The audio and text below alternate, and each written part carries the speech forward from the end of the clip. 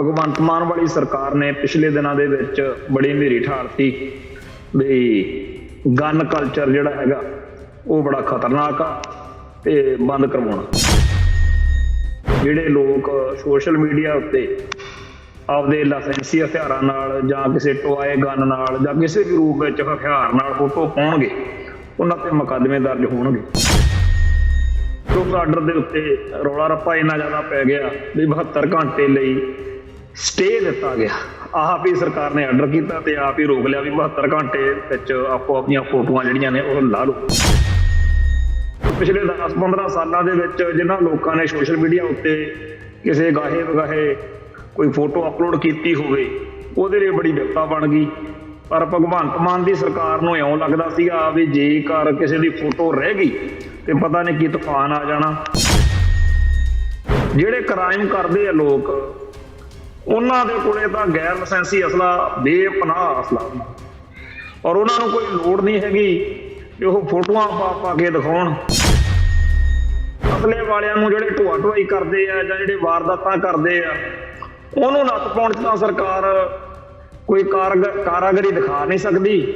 ਉਲਟਾ ਇਹ ਹੈਗਾ ਕਿ ਆਮ ਲੋਕਾਂ ਦਾ ਜਿਉਣਾ ਦੁੱਭਰ ਕਰਤਾ। ਪਿਛਲਾ ਪਿਛੋਕੜ ਆ ਸੱਭਿਆਚਾਰਕ ਤੌਰ ਦੇ ਉੱਤੇ ਇਤਿਹਾਸਕ ਤੌਰ ਤੇ ਉੱਤੇ ਸਾਡੇ ਇੱਥੇ ਆਪਦੀ ਜਿਣਸ ਆਪਦੀ ਫਸਲ ਬਚਾਉਣ ਦੇ ਲਈ ਜਿਹੜੇ ਖੇਤੀ ਦੇ ਸੰਦ ਸੀਗੇ ਉਹ ਵੀ ਹਥਿਆਰ ਬਣਦੇ ਰਹੇ। ਸਾਡੀ ਇਸ ਧਰਤੀ ਦੇ ਉੱਤੇ ਜਿਹੋ ਜਿਹੇ ਸਾਡੇ ਇਤਿਹਾਸਕ ਕਾਰਨਾਮੇ ਸਾਡੇ ਬਜ਼ੁਰਗਾਂ ਨੇ ਕੀਤੇ ਆ ਉਹਦੇ ਉੱਤੇ ਦੁਨੀਆ ਤੱਕ ਮਾਣ ਕਰਦੀ।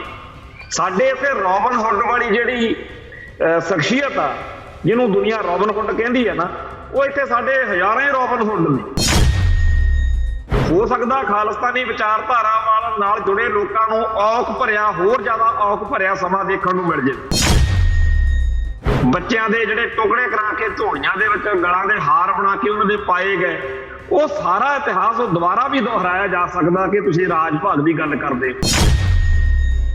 ਅੱਜ ਤੋਂ 200-400 ਸਾਲ ਬਾਅਦ ਇਤਿਹਾਸ ਜਿਹੜਾ ਹੈ ਉਹਦੇ ਵਿੱਚ ਇਹ ਜ਼ਰੂਰ ਜ਼ਿਕਰ ਆਊਗਾ ਕਿ 1995 ਤੋਂ ਬਾਅਦ ਖਾੜਕੂ ਲਹਿਰ ਦੇ ਡਿਕਲਾਈਨ ਆਉਣ ਤੋਂ ਬਾਅਦ ਭਾਰਤੀ ਹਕੂਮਤੀ ਤੰਤਰ ਨੇ ਖੁੱਲ੍ਹ ਦਿੱਤੀ ਉਹਨਾਂ ਧੜਿਆਂ ਤੇ ਧਿਰਾਂ ਤੇ ਸ਼ਖਸੀਅਤਾਂ ਨੂੰ ਜਿਨ੍ਹਾਂ ਨੇ ਸਿੱਖਾਂ ਨੂੰ ਕਾਮਰੇਡ ਬਣਾਉਣ ਦਾ ਠੇਕਾ ਲਿਆ ਹੋਇਆ ਸੀ। TV 84 ਉੱਤੇ ਪ੍ਰੋਗਰਾਮ ਖਬਰ ਦੀ ਖਬਰ ਦੇਖ ਰਹੇ ਸਾਰੇ ਦਰਸ਼ਕਾਂ ਨੂੰ ਮੈਂ ਸਰਬਜੀਤ ਸਿੰਘ ਘੁਮਾਣ ਫਤਿਹ ਅਰਜ਼ ਕਰਦਾ ਜੀ। ਵਾਹਿਗੁਰੂ ਜੀ ਕਾ ਖਾਲਸਾ ਵਾਹਿਗੁਰੂ ਜੀ ਕੀ ਫਤਿਹ। ਭਗਵੰਤ ਮਾਨ ਵਾਲੀ ਸਰਕਾਰ ਨੇ ਪਿਛਲੇ ਦਿਨਾਂ ਦੇ ਵਿੱਚ ਬੜੀ ਹਨੇਰੀ ਠਾਲਤੀ ਵੀ ਗਨ ਕਲਚਰ ਜਿਹੜਾ ਹੈਗਾ ਉਹ ਬੜਾ ਖਤਰਨਾਕ ਆ ਤੇ ਬੰਦ ਕਰਵਾਉਣਾ। ਤੇ ਇਹ ਬੰਦ ਕਰਵਾਉਣ ਦੇ ਲਈ ਕਿਹਾ ਵੀ ਜਿਹੜੇ ਲੋਕ ਸੋਸ਼ਲ ਮੀਡੀਆ ਉੱਤੇ ਆਪਦੇ ਲਾਇਸੈਂਸੀ ਹਥਿਆਰਾਂ ਨਾਲ ਜਾਂ ਕਿਸੇ ਟੋਏ ਗਨ ਨਾਲ ਜਾਂ ਕਿਸੇ ਵੀ ਰੂਪ ਵਿੱਚ ਹਥਿਆਰ ਨਾਲ ਫੋਟੋ ਪਾਉਣਗੇ ਉਹਨਾਂ ਤੇ ਮੁਕੱਦਮੇ ਦਰਜ ਹੋਣਗੇ। ਤੇ ਕਈਆਂ ਤੇ ਮੁਕੱਦਮੇ ਦਰਜ ਵੀ ਹੋਏ ਤੇ ਕਈ ਇਹੋ ਜਿਹੇ ਚੰਦ ਵੀ ਚਾੜੇ ਜਿਹੜੇ ਪੁਲਿਸ ਨੇ ਪਹਿਲੋਂ ਵੀ ਚਾੜੇ ਨੇ ਤੇ ਹੁਣ ਫੇਰ ਇੱਕ 4-5 ਸਾਲ ਦੇ ਬੱਚੇ ਦੀ ਫੋਟੋ ਸੀਗੀ ਜਿਹੜੀ ਕਿ ਹੁਣ ਉਹ ਭਾਵੇਂ 10-12 ਸਾਲ ਦਾ ਹੋ ਗਿਆ ਪਰ ਪੁਰਾਣੀ ਫੋਟੋ ਲੱਭ ਕੇ ਉਹ ਤੇ ਫਿਰ ਮੁਕੱਦਮਾ ਦਰਜ ਕੀਤਾ ਗਿਆ। ਖੈਰ ਫਿਰ ਉਸ ਆਰਡਰ ਦੇ ਉੱਤੇ ਰੌਲਾ ਰੱਪਾ ਇੰਨਾ ਜ਼ਿਆਦਾ ਪੈ ਗਿਆ ਵੀ 72 ਘੰਟੇ ਲਈ ਸਟੇ ਦਿੱਤਾ ਗਿਆ। ਆਪ ਹੀ ਸਰਕਾਰ ਨੇ ਆਰਡਰ ਕੀਤਾ ਤੇ ਆਪ ਹੀ ਰੋਕ ਲਿਆ ਵੀ 72 ਘੰਟੇ ਵਿੱਚ ਆਪੋ ਆਪਣੀਆਂ ਫੋਟੋਆਂ ਜਿਹੜੀਆਂ ਨੇ ਉਹ ਲਾ ਲਓ। ਹੁਣ ਪਿਛਲੇ 10-15 ਸਾਲਾਂ ਦੇ ਵਿੱਚ ਜਿਨ੍ਹਾਂ ਲੋਕਾਂ ਨੇ ਸੋਸ਼ਲ ਮੀਡੀਆ ਉੱਤੇ ਕਿਸੇ ਗਾਹੇ ਵਗਾਹੇ ਕੋਈ ਫੋਟੋ ਅਪਲੋਡ ਕੀਤੀ ਹੋਵੇ ਉਹਦੇ ਲਈ ਬੜੀ ਵਿਪਤਾ ਬਣ ਗਈ। ਪਰ ਭਗਵੰਤ ਮਾਨ ਦੀ ਸਰਕਾਰ ਨੂੰ ਇਉਂ ਲੱਗਦਾ ਸੀਗਾ ਵੀ ਜੇਕਰ ਕਿਸੇ ਦੀ ਫੋਟੋ ਰਹਿ ਗਈ ਤੇ ਪਤਾ ਨਹੀਂ ਕੀ ਤੂਫਾਨ ਆ ਜਾਣਾ। ਬਥੇਰਾ ਲੋਕਾਂ ਨੇ ਸਮਝਾਇਆ ਵੀ ਇਹ ਇੱਕ ਮੁਹੰਮਦ ਤੁਗਲਕ ਹੋਇਆ ਇਤਿਹਾਸ ਦੇ ਵਿੱਚ। ਤੁਗਲਕੀ ਫਰਮਾਨ ਆ। ਤੁਗਲਕ ਬਾਦਸ਼ਾਹ ਵਾਂਗੂ ਇਹ ਪੁੱਠੀਆਂ ਸਿੱਧੀਆਂ ਗੱਲਾਂ ਸੋਚੀਆਂ ਜਾ ਰਹੀਆਂ ਨੇ। ਜਿਹੜੀ ਕਤਲੋਗਾਰ ਦਾ ਜਾਂ ਜਿਹੜੀਆਂ ਵਾਰਦਾਤਾਂ ਨੇ ਉਹ ਕੋਈ ਲਾਇਸੈਂਸੀ ਹਥਿਆਰਾਂ ਨਾਲ ਤਾਂ ਕਰਦੇ ਨਹੀਂ ਹੈਗੇ ਲੋਕ। ਜਿਹੜੇ ਕ੍ਰਾਈਮ ਕਰਦੇ ਆ ਲੋਕ ਉਹਨਾਂ ਦੇ ਕੋਲੇ ਤਾਂ ਗੈਰ ਲਾਇਸੈਂਸੀ ਅਸਲਾ ਬੇਪਨਾਹ ਅਸਲਾ ਔਰ ਉਹਨਾਂ ਨੂੰ ਕੋਈ ਲੋੜ ਨਹੀਂ ਹੈਗੀ ਕਿ ਉਹ ਫੋਟੋਆਂ ਪਾ ਕੇ ਦਿਖਾਉਣ।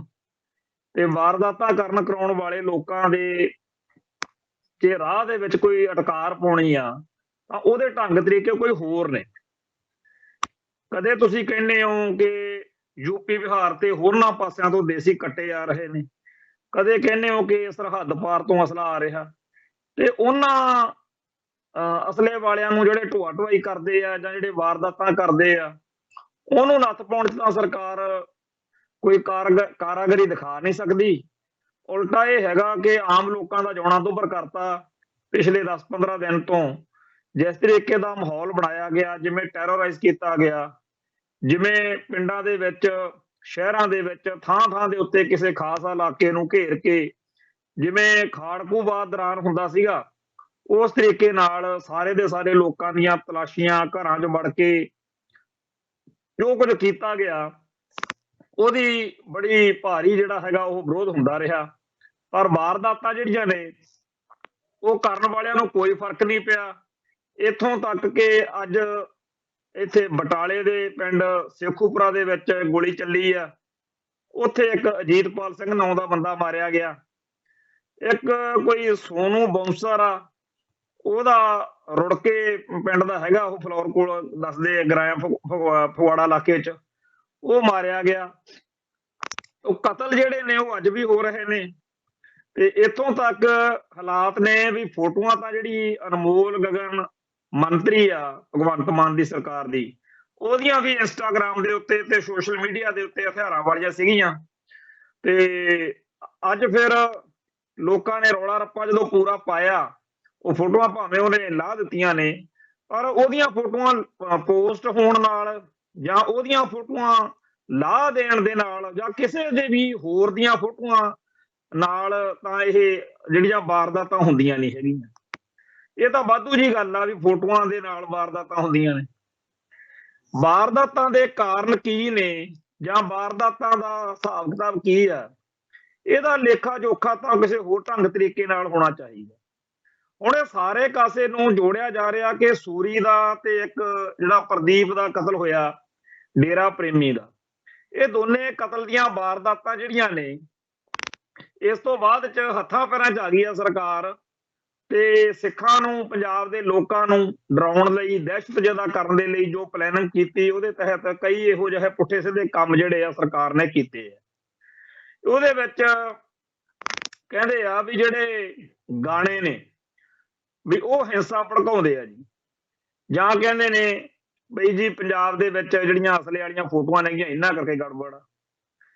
ਹੁਣ ਸਮੱਸਿਆ ਇਹ ਹੈ ਵੀ ਜਿਹੜਾ ਚੜ੍ਹਦੀ ਕਲਾ ਦਾ, ਜਾਂਬਾਜ਼ੀ ਦਾ, ਸੂਰਮਗਤੀ ਦਾ, ਦਲੇਰੀ ਦਾ, ਅਣਖ ਗੈਰਤ ਜਿਉਣ ਵਾਲਾ ਸਾਡਾ ਇੱਥੋਂ ਦਾ ਹਿਸਾਬ ਕਿਤਾਬ ਰਿਹਾ।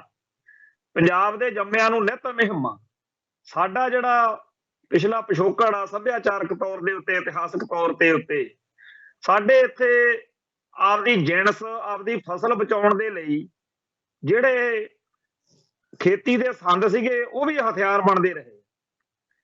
ਤੇ ਇੱਥੇ ਧਾੜਵੀ ਚੜ ਚੜ ਕੇ ਆਉਂਦੇ ਰਹੇ ਤੇ ਉਹਨਾਂ ਧਾੜਵੀਆਂ ਨਾਲ ਲੜਨ ਮਰਨ ਦੇ ਲਈ, ਉਹਨਾਂ ਦਾ ਵਿਰੋਧ ਕਰਨ ਦੇ ਲਈ ਸਾਡੇ ਪੁਰਖਿਆਂ ਨੇ, ਸਾਡੇ ਬਜ਼ੁਰਗਾਂ ਨੇ ਸਾਰਾ ਜਿਹੜਾ ਇਤਿਹਾਸ ਆ ਸਾਡੀ ਪੰਜਾਬ ਦੀ ਧਰਤੀ ਦਾ ਉਹ ਹਥਿਆਰਾਂ ਨਾਲ ਹੀ ਲੈਸ ਆ। ਹੁਣ ਸਾਡੇ ਜਿਹੜੇ ਨਾਇਕ ਨੇ ਸਾਡੀ ਧਰਤੀ ਦੇ, ਉਹ ਸੂਰਮੇ ਨੇ, ਦਲੇਰ ਨੇ, ਭਗਤ ਨੇ, ਦਾਨੇ ਨੇ। ਜਿਵੇਂ ਹੁਣ ਸਾਡੇ ਦੁੱਲਾ ਭੱਟੀ ਆ, ਜਾਉਣਾ ਮੌੜ, ਸੁੱਚਾ ਸੂਰਮਾ, ਜਾਂ ਸਾਡੇ ਸਿੱਖ ਇਤਿਹਾਸ ਦੇ ਜਿਹੜੇ ਨਾਇਕ ਨੇ, ਜੰਗਾਂ ਯੁੱਧਾਂ ਦੀਆਂ ਦਾਸਤਾਨਾਂ ਨੇ। ਇੱਥੇ ਹੁਣ ਜਿਹੜੀਆਂ ਸਾਡੀਆਂ ਢਾਡੀ ਵਾਰਾਂ ਨੇ ਜਾਂ ਸਾਡੇ ਜਿਹੜੇ ਇਹਨਾਂ ਜੁਝਾਰੂਆਂ ਦੇ ਲੋਕਾਂ ਦੇ ਖੜਕੇ ਦੜਕੇ ਵਾਲੇ ਗੀਤ ਨੇ, ਸਾਨੂੰ ਸਾਡੀ ਧਰਤੀ ਨੂੰ ਤਾਂ ਪੋਲੀ ਪੋਲੀ ਧਰਤੀ ਤਾਂ ਸਾਡੀ ਹੈ ਹੀ ਨਹੀਂ। ਸਾਨੂੰ ਜਿਹੋ ਜਿਹਾ ਹਿਸਾਬ ਦਾ ਬੀਤੇ ਸਮੇਂ 'ਚ ਮਿਲਿਆ, ਉੱਥੇ ਹੁਣ ਗਾਂਧੀਵਾਦੀ ਵਿਚਾਰਧਾਰਾ ਤਾਂ ਚੱਲਣੀ ਨਹੀਂ ਸੀ। ਜੇਕਰ ਅਸੀਂ ਪੱਛਮ ਤੋਂ ਆਉਣ ਵਾਲੇ ਹਮਲਾਵਰਾਂ ਦੇ ਨਾਲ ਲੜਨਾ ਸੀ ਤਾਂ ਉਹ ਕਾਹਦੇ ਨਾਲ ਲੜਨਾ ਸੀ? ਹਥਿਆਰ ਤਾਂ ਚਾਹੀਦਾ ਹੀ ਸੀ। ਸੋ ਹਥਿਆਰ ਜਿਹੜਾ ਹੈ ਉਹ ਪੰਜਾਬ ਦੇ ਵਿੱਚ ਜਾਂ ਖੜਕੇ ਦੜਕੇ ਵਾਲਾ, ਚੜ੍ਹਦੀ ਕਲਾ ਵਾਲਾ ਜਿਹੜਾ ਗੀਤ ਸੰਗੀਤ ਆ ਉਹ ਪੰਜਾਬ ਦੇ ਵਿੱਚ ਪਹਿਲੇ ਦਿਨ ਤੋਂ ਹੀ ਪ੍ਰਵਾਨ ਰਿਹਾ। ਹੁਣ ਇੱਕ ਹੁੰਦੀ ਆ ਹਿੰਸਾ ਜਾਂ ਖੜਕਾ ਦੜਕਾ ਜਾਂ ਗੀਤ ਸੰਗੀਤ ਜਿਹੜਾ ਚੜ੍ਹਦੀ ਕਲਾ ਵਾਲਾ ਨੈਗੇਟਿਵਿਟੀ ਨਾਲ ਭਰਿਆ ਹੋਇਆ, ਇੱਕ ਹੁੰਦਾ ਚੜ੍ਹਦੀ ਕਲਾ ਦੇ ਨਾਲ ਜਾਂ ਸੱਚੀ ਜਾਂ ਹਾਂ ਪੱਖੀ ਸੋਚ ਨਾਲ ਭਰਿਆ ਹੋਇਆ। ਸਾਡਾ ਜਿਹੜਾ ਵਿਰਸਾ ਆ ਉਹ ਸਾਡੀ ਇਸ ਧਰਤੀ ਦੇ ਉੱਤੇ ਜਿਹੋ ਜਿਹੇ ਸਾਡੇ ਇਤਿਹਾਸਕ ਕਾਰਨਾਮੇ ਸਾਡੇ ਬਜ਼ੁਰਗਾਂ ਨੇ ਕੀਤੇ ਆ, ਉਹਦੇ ਉੱਤੇ ਦੁਨੀਆ ਤੱਕ ਮਾਣ ਕਰਦੀ ਆ। ਸਾਡੇ ਇੱਥੇ ਰੋਬਨ ਹੁੱਡ ਵਾਲੀ ਜਿਹੜੀ ਸ਼ਖਸੀਅਤ ਆ, ਜਿਹਨੂੰ ਦੁਨੀਆ ਰੋਬਨ ਹੁੱਡ ਕਹਿੰਦੀ ਆ ਨਾ, ਉਹ ਇੱਥੇ ਸਾਡੇ ਹਜ਼ਾਰਾਂ ਹੀ ਰੋਬਨ ਹੁੱਡ ਨੇ। ਸਾਡੇ ਇੱਥੇ ਜਿੰਨੇ ਡਕੈਤ ਨੇ, ਚੋਰ ਨੇ, ਲਟੇਰੇ ਨੇ, ਜਿਨ੍ਹਾਂ ਨੂੰ ਦੁਨੀਆ ਨੈਗੇਟਿਵ ਅੱਖਰਾਂ 'ਚ ਚੇਤੇ ਕਰਦੀ ਆ, ਜਿਹੜੀ ਕ੍ਰਾਈਮ ਦੇ ਹਿਸਾਬ ਦੇ ਨਾਲ, ਉਹਨਾਂ ਦੇ ਵਿੱਚ ਵੀ ਕਿਸੇ ਨਾ ਕਿਸੇ ਤਰ੍ਹਾਂ ਦੀ ਨੈਤਿਕਤਾ ਜ਼ਰੂਰ ਦੇਖੀ ਜਾਂਦੀ ਹੈ।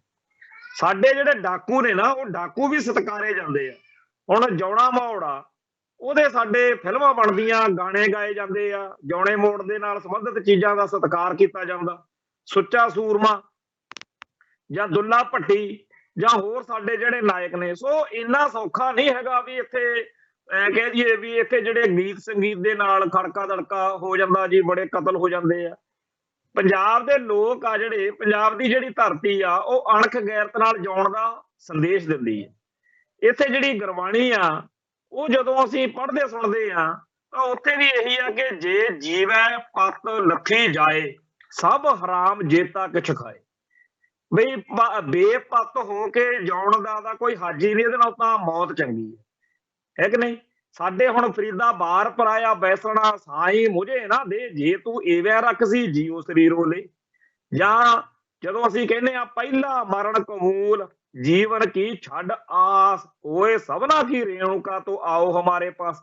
ਹੁਣ ਸਾਡਾ ਤਾਂ ਜਿਹੜਾ ਸਾਰਾ ਹਿਸਾਬ ਕਿਤਾਬ ਆ, ਸਾਡੀਆਂ ਟਰਾਲੀਆਂ ਤੇ ਲਿਖਿਆ ਹੁੰਦਾ, ਸੀਸ ਧਰ ਕੇ ਤਲੀ ਦੇ ਉੱਤੇ ਆ ਜਾ, ਲੰਘਣਾ ਜੇ ਪ੍ਰੇਮ ਦੀ ਗਲੀ। ਤੋਂ ਸਾਡੇ ਸੱਭਿਆਚਾਰ ਨੂੰ ਜਿਹੜਾ ਦਿੱਲੀ ਦੇ ਜਾਂ ਭਾਰਤੀ ਬ੍ਰਾਹਮਣਵਾਦੀ ਹਿੰਦੂਤਵੀ ਸੱਭਿਆਚਾਰ ਦੇ ਨਾਲ ਵੇਚ ਕੇ ਦੇਖਿਆ ਹੀ ਨਹੀਂ ਜਾ ਸਕਦਾ। ਜਿਹੜੇ ਇਹ ਫਰਮਾਨ ਹੋ ਰਹੇ ਨੇ, ਜਿਹੜੇ ਹੁਕਮ ਹੋ ਰਹੇ ਨੇ, ਇਹ ਹੋ ਰਹੇ ਨੇ ਭਾਰਤੀ ਨਜ਼ਰੀਏ ਤੋਂ। ਤੇ ਭਾਰਤ ਹੋਰ ਚੀਜ਼ ਆ, ਪੰਜਾਬ ਹੋਰ ਚੀਜ਼ ਆ। ਪੰਜਾਬ ਕਦੇ ਵੀ ਭਾਰਤੀ ਸੱਭਿਅਤਾ ਦਾ, ਭਾਰਤੀ ਸਾਮਰਾਜ ਦਾ ਹਿੱਸਾ ਹੀ ਨਹੀਂ ਰਿਹਾ। ਪੰਜਾਬ ਜਿਹੜਾ ਹੈ, ਉਹਦਾ ਸਾਰਾ ਕੁਝ ਜਿਹੜਾ ਹੈ ਉਹ ਮਿਡਲ ਈਸਟ ਨਾਲ ਜੁੜਦਾ। ਸਾਡੇ ਇਤਿਹਾਸ ਦੇ ਵਿੱਚ ਤਾਂ ਚਲੋ ਜੋ ਕੁਝ ਹੈ ਸੋ ਹੋ ਹੈ। ਸਾਡੀਆਂ ਜਿਹੜੀਆਂ ਬਾਤਾਂ ਨੇ, ਸਾਡੀਆਂ ਕਥਾ ਕਹਾਣੀਆਂ ਨੇ, ਜਿਹੜੇ ਉਹਨਾਂ ਦੇ ਪਾਤਰ ਨੇ, ਉਹ ਵੀ ਸਾਰੀਆਂ ਕਥਾ ਕਹਾਣੀਆਂ ਸਾਰੇ ਮਿਡਲ ਈਸਟ ਚੋਂ ਨੇ। ਸਾਡੇ ਇੱਥੇ ਜਿੰਨੇ ਵੀ ਗੀਤ ਸੰਗੀਤ ਦੇ ਵਿੱਚ, ਪੰਜਾਬੀ ਲੋਕ ਧਾਰਾ ਦੇ ਵਿੱਚ ਜਿਨ੍ਹਾਂ ਲੋਕਾਂ ਦਾ ਜ਼ਿਕਰ ਆਉਂਦਾ, ਉਹ ਆਹ ਜਿਹੜਾ ਅਫਗਾਨਿਸਤਾਨ ਦਾ, ਇਰਾਨ, ਇਰਾਕ ਤੱਕ ਦਾ ਸਾਰਾ ਇਲਾਕਾ, ਇਸ ਪਾਸੇ ਨੂੰ ਸਾਡਾ ਜ਼ਿਆਦਾ ਰਿਹਾ। ਸਾਡਾ ਜਿਹੜਾ ਆਹ ਪ੍ਰੋਫੈਸਰ ਮੋਹਨ ਸਿੰਘ ਆ, ਉਹਦੀ ਇੱਕ ਕਵਿਤਾ ਸੀਗੀ, ਮੇਰੇ ਫੁੱਲ ਝਨਾਹ ਵਿੱਚ ਪਾਣੇ, ਇਸ਼ਕ ਮੁਹੱਬਤ ਦੀਆਂ ਬਾਤਾਂ ਗੰਗਾ ਵਾਹਮਣੀ ਕੀ ਜਾਣੇ, ਮੇਰੇ ਫੁੱਲ ਝਾਹ ਵਿੱਚ ਪਾਣੇ। ਸਾਨੂੰ ਗੰਗਾ ਜਮਨਾ ਦਾ ਸੱਭਿਆਚਾਰ ਸਾਨੂੰ ਕਦੇ ਸੂਤ ਹੀ ਨਹੀਂ ਬੈਠਿਆ। ਸਾਨੂੰ ਤਾਂ ਉਹਨਾਂ ਦਾ ਖਾਣਾ ਪੀਣਾ ਜਿਹਾ ਵੀ ਨਹੀਂ ਕਦੇ ਜਚਿਆ। ਜਿਹੜੇ ਆਹ ਕੜੀ ਚੌਲ ਟਾਈਪ ਚੀਜ਼ਾਂ ਨੇ ਜਾਂ ਹੋਰ ਨੇ, ਇਹ ਤਾਂ ਹੁਣ ਆਹ ਸਾਡੇ ਜਦੋਂ ਵਿਆਹਾਂ 'ਚ ਬਣਨ ਲੱਗੀਆਂ ਤਾਂ ਕਈ ਵਾਰੀ ਲੋਕਾਂ ਨੇ ਹੱਸਣਾ ਵੀ, ਇਹ ਵੀ ਕੋਈ ਏਦਾਂ ਚੀਜ਼ ਜਿਹੜੀ ਹੈਗੀ ਆ, ਚੌਲ ਵੀ ਰੱਖਣ ਵਾਲੀ ਚੀਜ਼ ਆ। ਹੁਣ ਵੀ ਜਿਹੜਾ ਪੂਰਬੀ ਭਾਰਤ ਦੇ ਲੋਕਾਂ ਨੂੰ, ਕਿਉਂਕਿ ਉਹ ਚੌਲ ਜ਼ਿਆਦਾ ਖਾਂਦੇ ਆ, ਚਾਵਲ ਉਹਨਾਂ ਦੀ ਖੁਰਾਕ ਆ, ਤਾਂ ਉਹੋ ਜਿਹਾ ਫਿਰ ਸਾਡੇ ਇੱਥੇ ਜਿਹੜੀਆਂ ਅਸੀਂ ਕੰਮਕਾਰ ਵੀ ਉਹੋ ਜਿਹੇ ਕਰਨੇ ਪੈਂਦੇ ਸੀ, ਸਾਨੂੰ ਖੁਰਾਕਾਂ ਦੀ ਵੀ ਉਹੋ ਜਿਹੀ ਲੋੜ ਸੀ।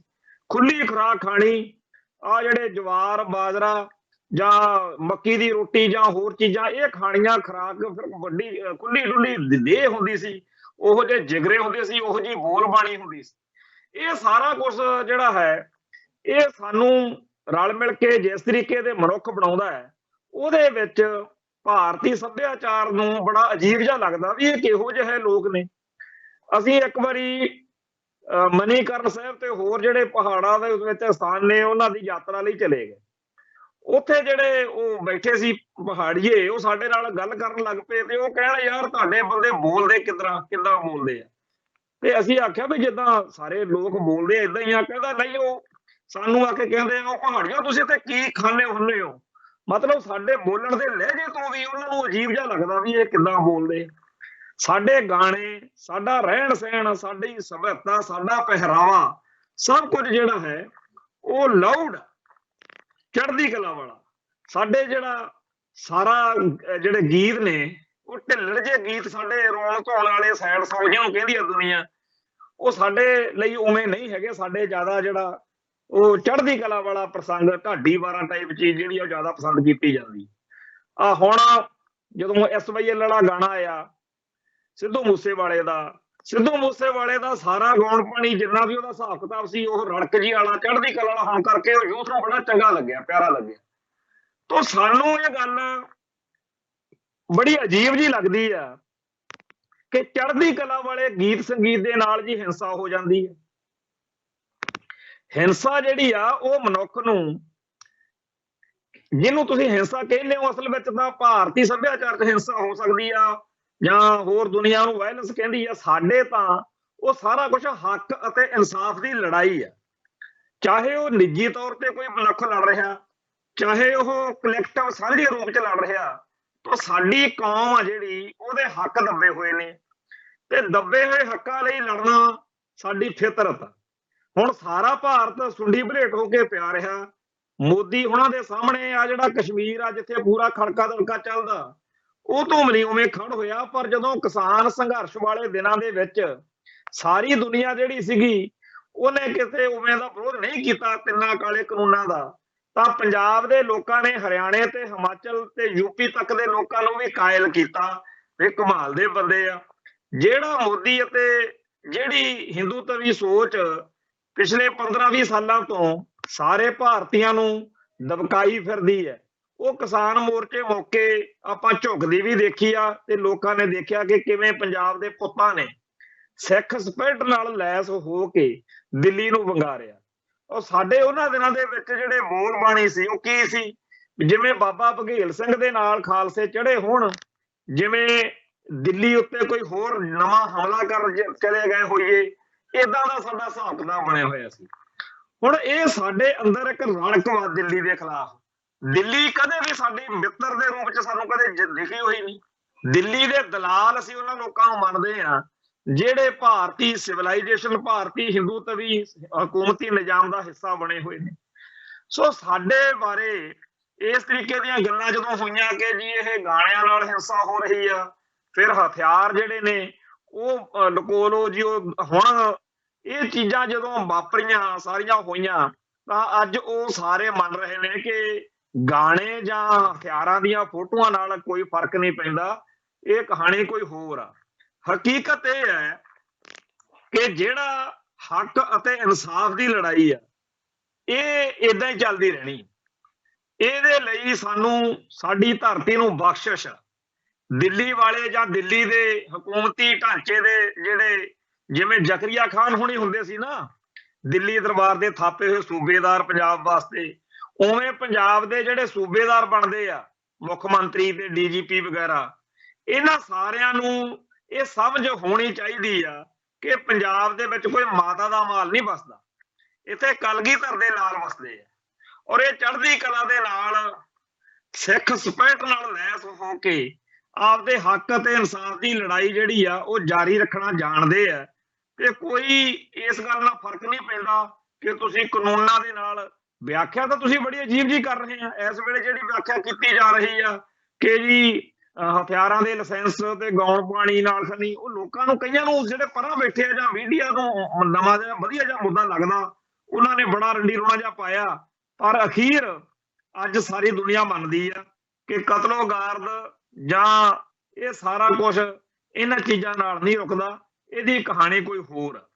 ਖੈਰ ਇੱਕ ਚੀਜ਼ ਇੱਥੇ ਹੋਰ ਹੈ ਕਿ ਭਾਰਤੀ ਹਕੂਮਤੀ ਤੰਤਰ ਨੂੰ ਜਿਹੜੇ ਆਹ ਸਾਡੇ ਮਿਸ਼ਨਰੀ ਨੇ, ਢੱਡਰੀਆਂ ਵਾਲਾ, ਨਿਊਜ਼ੀਲੈਂਡ ਵਾਲਾ ਨੇਕੀ, ਇਹੋ ਜਿਹੇ ਬੰਦੇ ਬੜੇ ਵਧੀਆ ਲੱਗਦੇ ਆ ਵੀ ਇਹ ਜੀ ਬੜੇ ਸੂਝਵਾਨ ਤੇ ਸਿਆਣੇ ਆ। ਤੇ ਸਾਡਾ ਸਿੱਖ ਜਗਤ ਇਹ ਮੰਨਦਾ ਵੀ ਇਹ ਸਾਡੇ ਸਿਦਕ ਨੂੰ ਖੋਰਾ ਲਾ ਰਹੇ। ਮੈਨੂੰ ਲੱਗਦਾ ਵੀ ਜਿਹੜੇ ਕਾਮਰੇਡ ਨੇ, ਤਰਕਸ਼ੀਲ ਨੇ, ਨਾਸਤਕ, ਲਿਬਰਲ, ਸੈਕੂਲਰ, ਇਹ ਜਿਹੜੇ ਸਾਰੇ ਹੈਰਾਨ ਪਰੇਸ਼ਾਨ ਹੋ ਗਏ ਹੋਣੇ ਆ ਵੀ ਜਿਹੜੇ ਤਰੀਕੇ ਨਾਲ ਢੱਡਰੀਆਂ ਵਾਲਾ ਜਾਂ ਮਿਸ਼ਨਰੀ ਜਾਂ ਨਿਊਜ਼ੀਲੈਂਡ ਵਾਲਾ ਨੇਕੀ ਸਿੱਖਾਂ ਦਾ ਸਿਦਕ ਖੋਰ ਰਿਹਾ, ਸਿੱਖਾਂ ਦੇ ਸਿਦਕ ਨੂੰ ਖੋਰਾ ਲਾ ਰਹੇ ਨੇ, ਵੀ ਉਵੇਂ ਆਪਾਂ ਨੂੰ ਕਾਹਤੋਂ ਨਹੀਂ ਸੁਝਿਆ। ਉਹਨੇ ਕਾਮਰੇਡਾਂ ਨੇ ਨਹੀਂ ਬਣਾਏ ਜਿੰਨੇ ਆ ਮਿਸ਼ਨਰੀਆਂ ਨੇ, ਢੱਡਰੀਆਂ ਵਾਲਿਆਂ ਨੇ, ਨੇਕੀ ਨਿਊਜ਼ੀਲੈਂਡ ਵਾਲੇ ਨੇ ਬਣਾਤੇ। ਇਹ ਲੋਕ ਕਹਿੰਦੇ ਆ ਜੀ ਵਾਇਲੈਂਸ ਬੜੀ ਮਾੜੀ ਆ।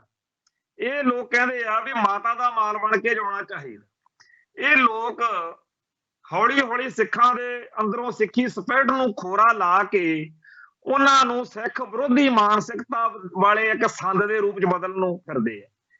ਇਹ ਲੋਕ ਗੁਰਬਾਣੀ ਦੀ, ਧਰਮ ਦੀ, ਸਿੱਖ ਰਹੁ ਰੀਤਾਂ ਦੀ, ਪਰੰਪਰਾਵਾਂ ਦੀ, ਸਾਡੀਆਂ ਮਾਨਤਾਵਾਂ ਦੀ ਵਿਆਖਿਆ ਜਿਹੜੀ ਆ ਉਹ ਮਨ ਦੀ ਮੌਜ ਅਨੁਸਾਰ ਕਰਦੇ ਆ। ਇੱਕ ਤਾਂ ਹੈਗੀ ਆ ਗੁਰਮਤ ਅਨੁਸਾਰੀ ਵਿਆਖਿਆ, ਇੱਕ ਹੈਗੀ ਆ ਮਨਮਤੀ ਵਿਆਖਿਆ। ਸੋ ਇਹ ਲੋਕ ਆ ਜਿਹੜੇ ਇਹ ਜਿਵੇਂ ਧੀਰ ਮੱਲੀਏ ਸੀ, ਜਿਵੇਂ ਰਾਮ ਰਹੀਏ ਸੀ, ਹੈ ਤਾਂ ਉਹ ਗੁਰੂ ਪਰਿਵਾਰਾਂ ਚੋਂ ਸੀ, ਉਵੇਂ ਹੈ ਤਾਂ ਇਹ ਸਿੱਖਾਂ ਦੇ ਵਿੱਚ ਹੀ ਪੈਦਾ ਹੋਏ ਨੇ, ਪਰ ਇਹ ਸਿੱਖਾਂ ਕੋਲੋਂ ਸਿੱਖੀ ਖੋਹ ਕੇ ਉਹਨਾਂ ਦੇ ਅੰਦਰ ਕੁਝ ਹੋਰ ਭਰਨ ਨੂੰ ਫਿਰਦੇ ਆ। ਤੇ ਇਹਨਾਂ ਨੂੰ ਬੜਾ ਲੱਗਦਾ ਵੀ ਅੱਜ ਕੱਲ੍ਹ ਸਾਡੀ ਬੜੀ ਤੂਤੀ ਬੋਲਦੀ ਹੈ, ਕਿਉਂਕਿ ਮੀਡੀਆ ਦੇ ਵਿੱਚ ਇਹਨਾਂ ਨੂੰ ਭਾਰਤੀ ਹਕੂਮਤੀ ਤੰਤਰ ਵੱਲੋਂ ਖੁੱਲ੍ਹ ਵਾ ਵੀ ਤੁਸੀਂ ਆਪਣੀ ਮਰਜ਼ੀ ਦੀ ਗੱਲ ਕਰੋ।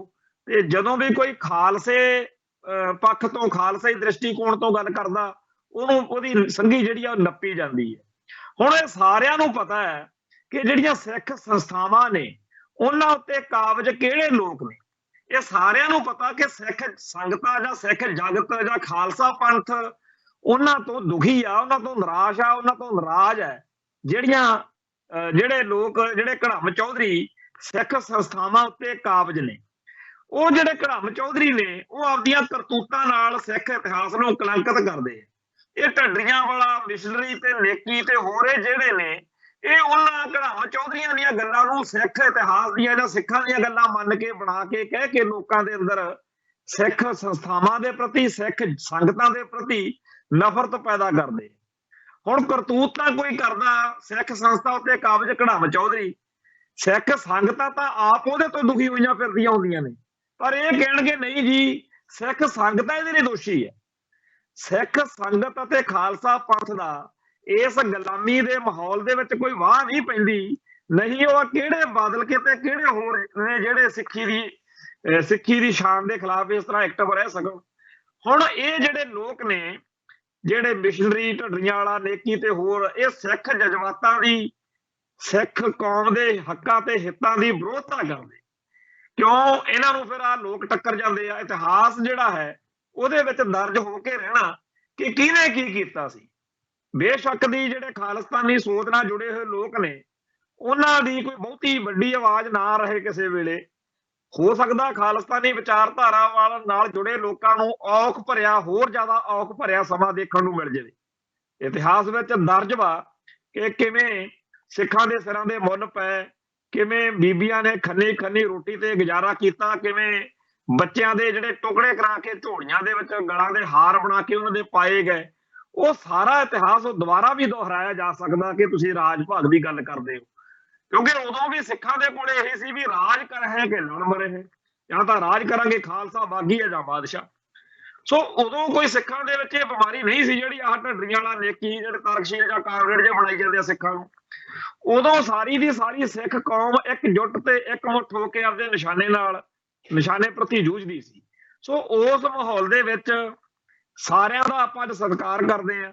ਅੱਜ ਤੋਂ 200-400 ਸਾਲ ਬਾਅਦ ਇਤਿਹਾਸ ਜਿਹੜਾ ਹੈ ਉਹਦੇ ਵਿੱਚ ਇਹ ਜ਼ਰੂਰ ਜ਼ਿਕਰ ਆਊਗਾ ਕਿ 1995 ਤੋਂ ਬਾਅਦ, ਖਾੜਕੂ ਲਹਿਰ ਦੇ ਡਿਕਲਾਈਨ ਆਉਣ ਤੋਂ ਬਾਅਦ, ਭਾਰਤੀ ਹਕੂਮਤੀ ਤੰਤਰ ਨੇ ਖੁੱਲ੍ਹ ਦਿੱਤੀ ਉਹਨਾਂ ਧੜਿਆਂ ਤੇ ਧਿਰਾਂ ਤੇ ਸ਼ਖਸੀਅਤਾਂ ਨੂੰ ਜਿਨ੍ਹਾਂ ਨੇ ਸਿੱਖਾਂ ਨੂੰ ਕਾਮਰੇਡ ਬਣਾਉਣ ਦਾ ਠੇਕਾ ਲਿਆ ਹੋਇਆ ਸੀ। ਤੇ ਉਹ ਕਹਿੰਦੇ ਤਾਂ ਹੋਏ ਸੀ ਵੀ ਅਸੀਂ ਸਿੱਖੀ ਦੀ ਚੜ੍ਹਦੀ ਕਲਾ ਕਰ ਰਹੇ ਹਾਂ, ਪਰ ਉਹ ਕਰਦੇ ਸਾਰਾ ਕੁਝ ਉਹ ਆ ਜਿਹੜਾ ਸਿੱਖਾਂ ਦੇ ਕੋਲੋਂ ਸਭ ਕੁਝ ਖੋਹ ਲਵੇ, ਸਿੱਖਾਂ ਦਾ ਸਿਦਕ ਨੂੰ ਖੋਰਾ ਲਾ ਦੇਵੇ। ਸੋ ਇਸ ਤਰੀਕੇ ਦੇ ਨਾਲ ਜੋ ਕੁਝ ਸਿੱਖ ਸੰਸਥਾਵਾਂ ਤੇ ਵਾਪਰ ਰਿਹਾ, ਉਹਦਾ ਦੁੱਖ ਜਿਹੜਾ ਹੈ, ਉਹਦਾ ਤਕਲੀਫ ਆ ਜਿਹੜੀ, ਉਹ ਸਿੱਖ ਜਗਤ ਨੂੰ ਬਹੁਤ ਆ। ਪਰ ਸਿੱਖ ਜਗਤ ਦੀ ਜੇ ਕੋਈ ਵਾਹ ਨਹੀਂ ਚੱਲਦੀ ਤਾਂ ਇਹਦਾ ਮਤਲਬ ਇਹ ਤਾਂ ਨਹੀਂ ਕਿ ਸਿੱਖ ਜਗਤ ਦੋਸ਼ੀ ਹੈ। ਇਹ ਸਿੱਖ ਸੰਗਤ ਨੂੰ, ਸਿੱਖ ਜਗਤ ਨੂੰ ਰੌਲੇ ਇਹਨਾਂ ਦੇ ਆਪਦੇ ਨੇ। ਢੱਡੀਆਂ ਵਾਲੇ ਦਾ ਰੌਲਾ ਹੋਣਾ ਟਕਸਾਲ ਦੇ ਮੁਖੀ ਨਾਲ, ਉਹ ਹੋਵੇ, ਪਰ ਇਹਦੇ ਬਹਾਨੇ ਪੂਰੀ ਦੀ ਪੂਰੀ ਸਿੱਖ ਸੰਘਰਸ਼ ਨਾਲ ਜੁੜੀ ਹੋਈ ਧਿਰ ਨੂੰ ਜਲੀਲ ਕਰਨਾ, ਸਾਰਿਆਂ ਨੂੰ ਗਾਲਾਂ ਕੱਢੀ ਜਾਣੀਆਂ, ਮਾੜਾ ਬੋਲੀ ਜਾਣਾ। ਆਹ ਮਿਸ਼ਨਰੀ ਭਰਾ ਨੇ, ਇਹਨਾਂ ਦੀ ਸਮਝ ਨਹੀਂ ਲੱਗਦੀ, ਹਰ ਵੇਲੇ ਖਾਲਿਸਤਾਨ ਦੇ ਖਿਲਾਫ ਮਾਹੌਲ ਸਿਰਜਦੇ ਰਹਿੰਦੇ ਆ। ਤੇ ਜਿਹੜਾ ਕੁਝ ਇੰਡੀਅਨ ਸਟੇਟ ਸਿਸਟਮ ਨੂੰ ਚਾਹੀਦਾ ਉਹ ਇਹ ਸਾਰਾ ਕੁਝ ਕਰਦੇ ਆ। ਖੈਰ, ਸਮਾਂ ਜਿਹੜਾ ਹੈ ਉਹ ਸਦਾ ਇੱਕੋ ਜਿਹਾ ਨਹੀਂ ਰਹਿੰਦਾ। ਜਿਹੜਾ ਇਤਿਹਾਸ ਹੈ ਉਹਦੇ ਵਿੱਚ ਦਰਜ ਹੋ ਕੇ ਰਹਿਣਾ ਕਿ ਕਿਹੜਾ ਕਿੱਧਰ ਖੜਾ ਸੀ। ਜਿਹਨੇ ਢੱਡਰੀਆਂ ਵਾਲੇ ਮਗਰ, ਮਿਸ਼ਨਰੀਆਂ ਮਗਰ, ਕਾਮਰੇਡਾਂ ਮਗਰ ਜਾਂ ਹੋਰ ਪੰਥ ਦੁਖੀਆਂ ਮਗਰ ਲੱਗ ਕੇ ਦੂਜੇ ਪਾਸੇ ਭੁਗਤਣਾ, ਉਹਨੂੰ ਕੋਈ ਅਸੀਂ ਫੜ ਕੇ ਰੱਸੇ ਪਾ ਕੇ ਨਹੀਂ ਬੰਨਣਾ। ਪੂਰੀ ਖੁੱਲਬਾਜੀ ਛਾਲਾ ਮਾਰ ਮਾਰ ਕੇ ਸਿੱਖੀ ਦੀਆਂ ਜੜ੍ਹਾਂ ਵੱਢਣ, ਕਿਉਂਕਿ ਇੱਥੇ ਬਥੇਰੇ ਆਏ ਨੇ, 500-550 ਸਾਲ ਹੋ ਗਏ, ਬੜੇ ਲੱਗੇ ਰਹੇ ਨੇ ਲੋਕ। ਤੁਸੀਂ ਵੀ ਚਾਹ ਲਾ ਲਓ, ਕੋਈ ਕਸਰ ਰਹਿ ਨਾ ਜਾਵੇ। ਪਰ ਇਤਿਹਾਸ ਵਿੱਚ ਜ਼ਿਕਰ ਤੁਹਾਡਾ ਜਿਹੜੇ ਖਾਤੇ ਚ ਆਉਣਾ, ਉਹ ਤੁਹਾਨੂੰ ਪਤਾ ਹੋਣਾ ਚਾਹੀਦਾ। ਸਾਡੇ ਵਰਗਿਆਂ ਨੂੰ ਬੇਸ਼ੱਕ ਕੁਝ ਲੱਭੇ ਵਿੱਚੋਂ ਨਾ ਮਿਲੇ, ਪਰ ਸਾਨੂੰ ਇਹ ਤਾਂ ਮਾਣ ਹੋਊਗਾ ਨਾ ਕਿ ਸਾਡਾ ਜ਼ਿਕਰ ਉਹਨਾਂ ਲੋਕਾਂ ਚ ਆਉਣਾ ਵੀ ਚਾਹੇ ਇਹਨਾਂ ਨੂੰ ਅਕਲ ਘੱਟ ਸੀ ਵੱਧ ਸੀ, ਪਰ ਹਮੇਸ਼ਾ ਸਿੱਖੀ ਲਈ, ਸਿੱਖੀ ਦੀ ਚੜ੍ਹਦੀ ਕਲਾ ਲਈ ਜੂਝਦੇ ਰਹੇ। ਹੁਣ ਇਹਨਾਂ ਦਿਨਾਂ ਦੇ ਵਿੱਚ ਆਪਾਂ ਨੂੰ ਸਭ ਨੂੰ ਪਤਾ ਕਿ ਪੰਥਕ ਅਤੇ ਖਾਲਿਸਤਾਨੀ ਧਿਰਾਂ ਦੀ ਕਿੱਡੀ ਕੁ ਸਮਰੱਥਾ, ਪਰ ਅੱਜ ਫੇਰ ਇੱਕ ਉਸ ਤਰੀਕੇ ਦੀ ਰਜਿੰਦਰ ਸਿੰਘ ਮੁਗਲਵਾਲ ਜਿਹੜੇ ਇੰਗਲੈਂਡ ਦੇ ਵਿੱਚ ਟਾਈਮ ਕੱਟ ਕੇ ਆਏ ਆ, ਕੈਦ ਕੱਟ ਕੇ ਆਏ ਨੇ। ਭਾਈ ਲਾਲ ਸਿੰਘ ਅਕਾਲਗੜ੍ਹ 30-35 ਸਾਲ ਤਾਂ ਉਹਨਾਂ ਨੂੰ ਹੋ ਗਏ ਹੋਣੇ, 1992 ਦੇ ਜੇਲ੍ਹ ਚ ਗਏ ਸੀ ਤਾਂ 2018 ਚ ਆਏ ਆ। ਭਾਈ ਦਲਜੀਤ ਸਿੰਘ ਬਿੱਟੂ, ਭਾਈ ਨਰੈਣ ਸਿੰਘ ਚੌੜਾ, ਭਾਈ ਭੁਪਿੰਦਰ ਸਿੰਘ ਭਲਵਾਨ, ਭਾਈ ਸਤਨਾਮ ਸਿੰਘ ਖੰਡੇਵਾਲਾ, ਭਾਈ ਸਤਨਾਮ ਸਿੰਘ ਝੰਜੀਆਂ, ਬਾਬਾ ਹਰਦੀਪ ਸਿੰਘ ਮਹਾਰਾਜ, ਭਾਈ ਅਮਰੀਕ ਸਿੰਘ ਈਸੜੂ, ਭਾਈ ਮਨਜੀਤ ਸਿੰਘ ਫਗਵਾੜਾ, ਇਹਨਾਂ ਸਾਰਿਆਂ ਨੇ ਜਿਹੜਾ ਅੱਜ ਇੱਕ ਪ੍ਰੈਸ ਨੋਟ ਵਾਂਗੂ ਗੱਲ ਜਾਰੀ ਕੀਤੀ ਆ, ਉਹਨੂੰ ਸਮਝਣ ਦੀ ਲੋੜ ਆ, ਜਿੱਥੋਂ ਆਪਾਂ ਨੂੰ ਇਹ ਪਤਾ ਲੱਗੇ ਕਿ ਅਸਲੀ ਖਾਲਸੇ ਦੀ ਧਿਰ ਕਿੱਥੇ ਕੀ ਮਹਿਸੂਸ ਕਰਦੀ ਹੈ। ਅੱਜ ਜਿਹੜਾ ਉਹਨਾਂ ਨੇ ਕਿਹਾ ਕਿ ਖਾਲਸਾ ਜੀ 26 ਨਵੰਬਰ 2022 ਨੂੰ ਸੁੱਚਾ ਸਿੰਘ ਲੰਗਾਹ ਨੂੰ ਤਨਖਾਹ ਲਾ ਕੇ ਖਾਲਸਾ ਪੰਥ ਵਿੱਚ ਸ਼ਾਮਲ ਕਰਨ ਦਾ ਫੈਸਲਾ ਗੁਰਮਤ ਜੁਗਤ ਅਨੁਸਾਰ ਢੁਕਵਾਂ ਨਹੀਂ ਹੈ, ਕਿਉਂਕਿ ਇਸ ਵਿੱਚ ਇੱਕ ਪੰਥ ਵਿੱਚੋਂ ਛੇਕੇ ਵਿਅਕਤੀ ਨੂੰ ਸਾਦੇ ਜਿਹੇ ਕ੍ਰਿਤੀਏ ਵਾਂਗੀ ਤਨਖਾਹ ਲਾ ਕੇ ਪੰਥ ਵਿੱਚ ਸ਼ਾਮਲ ਕਰਨ ਦਾ ਸਿਧਾਂਤ ਅਤੇ ਮਰਿਆਦਾ ਤੋਂ ਊਣਾ ਫੈਸਲਾ ਕੀਤਾ ਗਿਆ ਹੈ। ਇਹ ਫੈਸਲਾ ਲੈਣ ਲੱਗਿਆਂ ਤਨਖਾਹ ਅਤੇ ਪੰਥ ਵਿੱਚੋਂ ਛੇਕੇ ਜਾਣ ਦੇ ਮੁੜ ਪੰਥ ਵਿੱਚ ਵਾਪਸੀ ਦੇ ਵਿਧੀ ਵਿਧਾਨ ਅਤੇ ਪ੍ਰਕਿਰਿਆ ਨੂੰ ਅੱਖੋਂ ਪਰੋਖੇ ਕੀਤਾ ਗਿਆ।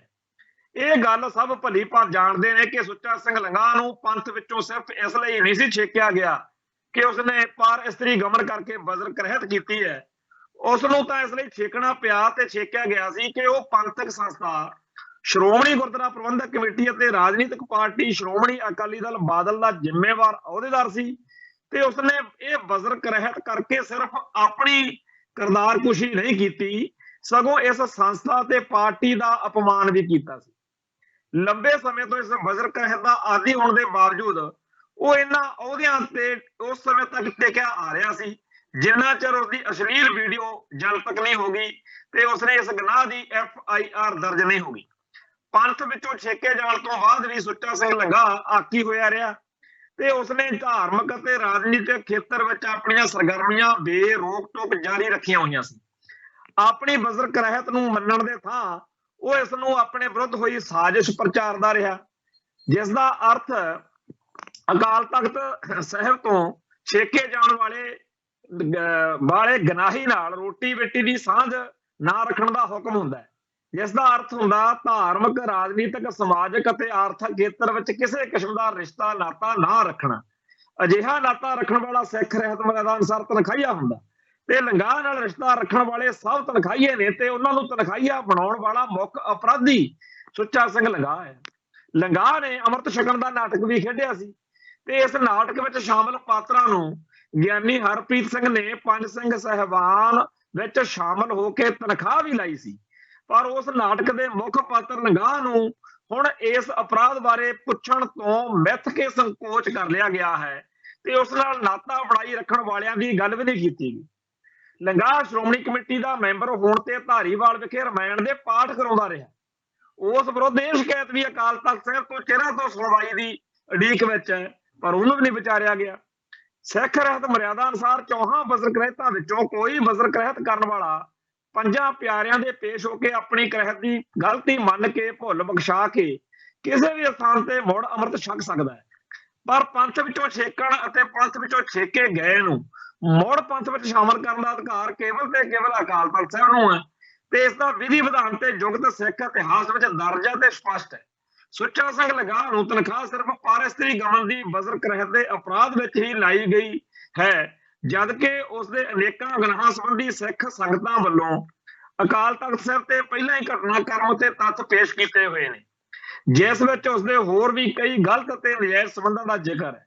ਸੁੱਚਾ ਸਿੰਘ ਲੰਗਾਹ ਬਰੀ ਹੋਣ ਲਈ ਅਦਾਲਤ ਵਿੱਚ ਜਿਸ ਗੁਨਾਹ ਤੋਂ ਮੁੱਕਰ ਗਿਆ, ਹੁਣ ਉਹਨੇ ਉਹ ਗੁਨਾਹ ਅਕਾਲ ਤਖਤ ਤੇ ਪ੍ਰਵਾਨ ਕਰ ਲਿਆ।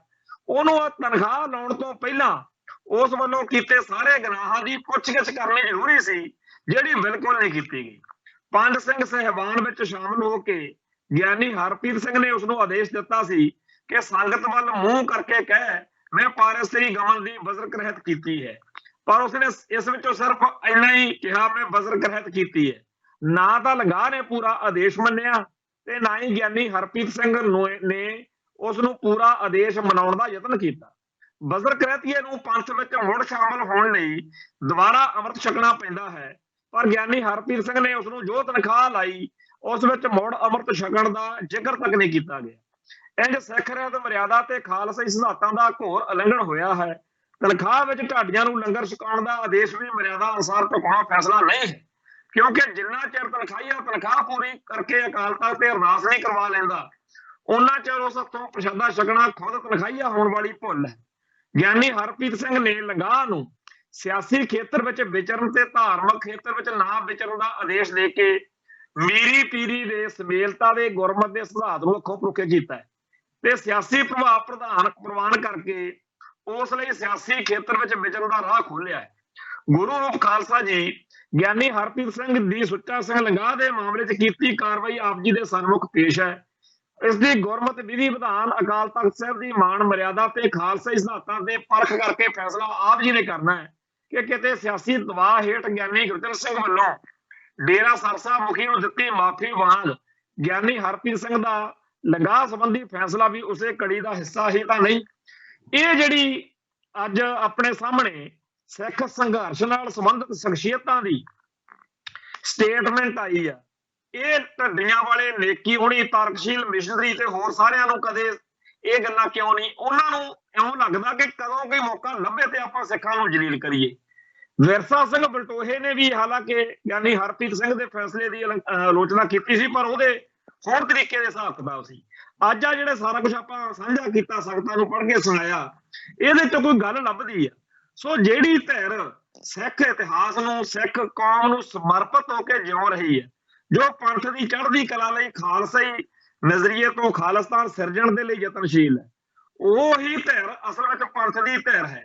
ਬਾਕੀ ਧਿਰਾਂ ਜਿਹੜੀਆਂ ਨੇ ਉਹਦੀ ਤਾਬੇ ਤਾਂ ਚੱਲ ਸਕਦੀਆਂ ਨੇ। ਜਿਵੇਂ ਸਿੱਖ ਇਤਿਹਾਸ ਵਿੱਚ ਜ਼ਿਕਰ ਆਉਂਦਾ ਕਿ ਇੱਕ ਮਿਲਵਰਤਨੀਏ ਸਿੱਖ ਸੀ, ਇੱਕ ਰਾਠ ਸਿੰਘ ਸੀਗੇ, ਇੱਕ ਜਿਹੜੇ ਘਰਾਂ 'ਚ ਰਹਿ ਕੇ ਜਾਂ ਸਰਕਾਰੀ ਅਹੁਦਿਆਂ ਤੇ ਵੀ ਰਹਿੰਦੇ ਸੀਗੇ। ਸੋ ਕਈ ਤਰ੍ਹਾਂ ਦੇ ਸਿੱਖਾਂ ਦੀਆਂ ਵੈਰਾਈਟੀਆਂ ਜਿਹੜੀਆਂ ਨੇ ਉਹ ਇਤਿਹਾਸ ਵਿੱਚ ਆਉਂਦੀਆਂ ਨੇ। ਤਾਂ ਸਾਨੂੰ ਵੀ ਅੱਜ ਦੇ ਸਮੇਂ 'ਚ ਚੇਤਾ ਵਾ ਕਿ ਕਈ ਤਰ੍ਹਾਂ ਦੇ ਸਿੱਖ ਨੇ, ਪਰ ਸਭ ਤੋਂ ਜਿਹੜੀ ਚੜ੍ਹਦੀ ਕਲਾ ਦੀ ਗੱਲ ਕਰਨ ਵਾਲੇ, ਪੰਥ ਲਈ ਮਰਨ ਮਾਰਨ ਵਾਲੇ, ਉਹਨਾਂ ਨੂੰ ਹਰ ਗੱਲ 'ਚ ਨਕਾਰਨਾ ਤੇ ਹਰ ਵੇਲੇ ਸਿੱਖਾਂ ਨੂੰ ਪੁੱਠੀਆਂ ਮੱਤਾਂ ਦੇਣੀਆਂ ਕਿ ਜੀ ਮਾਰ ਮਰਈਆ ਹੋ ਜੂ, ਕਤਲੋ ਗਾਰਦ ਹੋ ਜੂ, ਆਪਾਂ ਥੋੜੇ ਜਿਹੇ ਆ, ਆਪਾਂ ਡਰ ਜਾਓ, ਅੰਦਰ ਵੜ ਜਾਓ, ਇਹ ਧਿਰ ਤੋਂ ਬਚਣ ਦੀ ਬੇਨਤੀ ਕਰਦੇ ਆ। ਇਹ ਧਿਰ ਸਿੱਖਾਂ ਨੂੰ ਉਹਨਾਂ ਦੇ ਇਤਿਹਾਸਕ ਵਿਰਸੇ ਤੋਂ ਤੋੜ ਕੇ ਸਿੱਖਾਂ ਨੂੰ ਕਿਸੇ ਪਾਸੇ ਹੋਰ ਲੈ ਕੇ ਜਾਣਾ ਚਾਹੁੰਦੀ ਆ, ਸਿੱਖਾਂ ਦਾ ਸਿਦਕ ਨੂੰ ਖੋਰਾ ਲਾਉਣਾ ਚਾਹੁੰਦੀ ਆ। ਸੋ ਆਓ ਸਾਰੇ ਰਲ ਮਿਲ ਕੇ ਇਤਿਹਾਸਕ ਦ੍ਰਿਸ਼ਟੀਕੋਣ ਤੋਂ ਉਹ ਸਾਰਾ ਕੁਝ ਚੇਤੇ ਕਰੀਏ ਜੋ ਸਾਨੂੰ ਗੁਰੂ ਨਾਲ ਜੋੜਦਾ, ਜੋ ਸਾਨੂੰ ਗੁਰੂ ਨਾਲ ਤੋੜਦਾ, ਜੋ ਸਾਡੇ ਇਤਿਹਾਸਕ ਵਿਰਸੇ ਤੋਂ ਤੋੜਦਾ, ਉਹ ਰੱਦ ਕਰਨਯੋਗ ਹੈ। ਸੋ ਇੰਨੀਆਂ ਬੇਨਤੀਆਂ ਪ੍ਰਵਾਨ ਕਰਿਓ। ਬੋਲਦਿਆਂ ਕੋਲੋਂ ਕੋਈ ਸ਼ਬਦ ਉੱਚਾ ਨੀਵਾਂ ਬੋਲਿਆ ਗਿਆ ਹੋਵੇ, ਸੰਗਤ ਬਖਸ਼ਣਯੋਗ ਹੈ। ਨਾਨਕ ਨਾਮ ਚੜ੍ਹਦੀ ਕਲਾ, ਤੇਰੇ ਭਾਣੇ ਸਰਬੱਤ ਦਾ ਭਲਾ। ਵਾਹਿਗੁਰੂ ਜੀ ਕਾ ਖਾਲਸਾ, ਵਾਹਿਗੁਰੂ ਜੀ ਕੀ ਫਤਿਹ।